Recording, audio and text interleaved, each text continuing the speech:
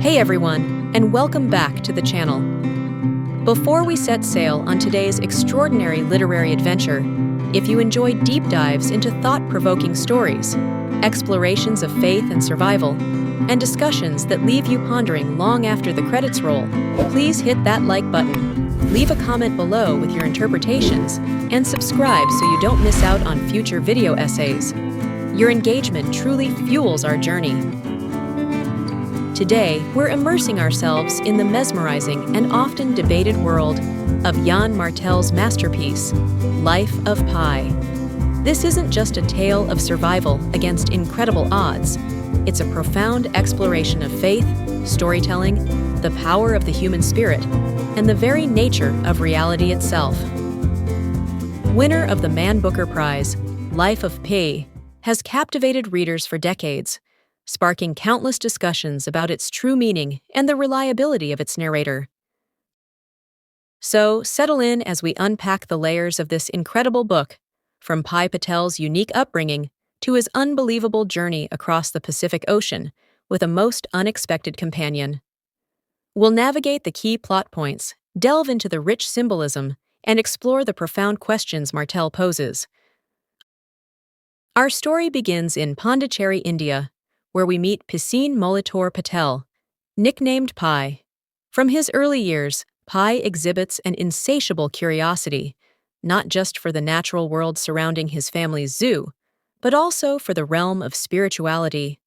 Uniquely, Pi embraces not one, but three religions: Hinduism, Christianity, and Islam, finding elements of truth and beauty in each. This early foundation of open-mindedness and a deep connection to the spiritual will become crucial to understanding his later experiences. Martel paints a vivid picture of Pi's childhood, filled with the sights, sounds, and smells of the zoo. We see his fascination with animals, particularly the majestic Bengal tiger named Richard Parker, a creature who will play a pivotal role in his life. Pi's father, a pragmatic zookeeper, attempts to instill in him a healthy respect for the wildness of animals, even demonstrating the danger of tigers firsthand. This lesson, though seemingly harsh, will ultimately save Pi's life. The narrative takes a dramatic turn when Pi's family decides to immigrate to Canada, selling their zoo animals to finance the move. They board a Japanese cargo ship, the Tsimtsum, along with their precious cargo of creatures. This voyage, meant to be a new beginning, soon turns into a terrifying nightmare. A violent storm strikes the ship, and in the ensuing chaos, the Tsimtsum sinks, leaving Pi as the sole human survivor adrift in the vast Pacific Ocean. The initial shock and despair are palpable. Pi finds himself clinging to a lifeboat, surrounded by the debris of the shipwreck and the endless expanse of the sea. This moment marks the beginning of his incredible and unbelievable ordeal. As the initial shock subsides, Pi discovers he is not entirely alone on the lifeboat. His fellow survivors are a bizarre and unlikely menagerie: a zebra with a broken leg, a hyena, an orangutan named Orange Juice, and, most significantly, Richard Parker, the massive Bengal tiger from his family's zoo. The early days on the lifeboat are a brutal struggle for dominance. The hyena, a vicious and opportunistic creature, quickly dispatches the zebra and then, tragically, Orange Juice. Pi, witnessing this brutality, is filled with fear and grief. It's in this terrifying environment that Richard Parker emerges from beneath the tarpaulin covering part of the lifeboat. The realization that he is trapped on a small vessel with a full-grown tiger is a moment of sheer terror for Pi. What follows is an extraordinary tale of survival, a testament to human resilience and ingenuity. Pi faces unimaginable hardships: the scorching sun, torrential rain, relentless hunger and thirst, and the constant looming presence of Richard Parker. He must learn to coexist with this apex predator, establishing a precarious balance of power. Pi develops a system for survival, utilizing the limited resources on the lifeboat. He collects rainwater, catches fish, and even attempts to train Richard Parker, using whistles and a strict routine to assert his dominance. This training, born out of necessity, becomes a bizarre and almost symbiotic relationship.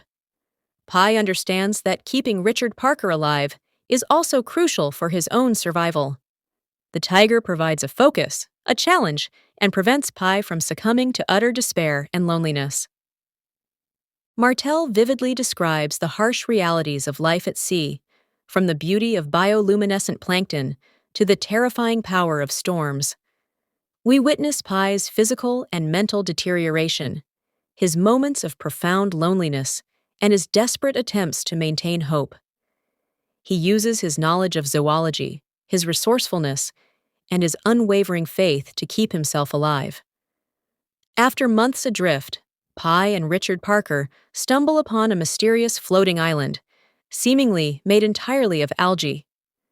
This island offers a temporary respite, providing fresh water, food, and a sense of peace. Pi regains some of his strength, marveling at the island's unique ecosystem. However, he soon discovers a disturbing truth. The island is carnivorous. At night, the algae mats retract, revealing pools of acidic liquid that consume anything trapped within them.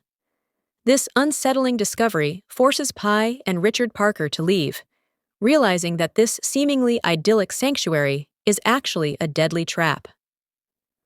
Shortly after leaving the island, Pi encounters another survivor, a blind French sailor adrift on a separate boat. In a brief and unsettling exchange, they share stories, but this encounter takes a dark turn, hinting at the brutal realities of survival that may lie beneath Pi's more fantastical narrative. Finally, after 227 days at sea, the lifeboat washes ashore on the coast of Mexico. Richard Parker, in a moment that has been widely debated and interpreted, simply walks into the jungle without looking back. This abrupt departure leaves Pi heartbroken and bewildered. He is rescued and eventually recounts his incredible story to two officials from the Japanese Ministry of Transport, who are tasked with investigating the sinking of the Symbolism. Initially, the officials struggle to believe Pi's fantastical tale of survival with a menagerie of animals. They press him for a more plausible explanation. In response, Pi offers them a second story, a stark and brutal account of his time on the lifeboat. In this version, the animals are replaced by human survivors: his mother, a sailor with a broken leg, the ship's cook, who embodies the hyena's cruelty, and Pi himself, representing the tiger. This second story mirrors the events of the first, but in a horrifyingly realistic way. The zebra becomes the sailor, the orangutan is his mother, the vicious hyena is the cook who murders them both, and Richard Parker, the powerful and untamed force, is Pi himself, driven to extreme measures to survive the unimaginable trauma. The introduction of the second story is the crux of Life of Pi. It forces us to question the reliability of Pi's initial narrative and to consider the purpose of storytelling itself. Did Pi invent the story with the animals to cope with the horrific reality of his experience? Was it a way to make the unbearable bearable? The book leaves it to the reader to decide which story they believe, or perhaps to recognize that both stories hold a certain truth. The first story, with its fantastical elements, explores themes of faith, wonder, and the human need for meaning. The second story, raw and brutal, confronts the harsh realities of survival and the darkest aspects of human nature.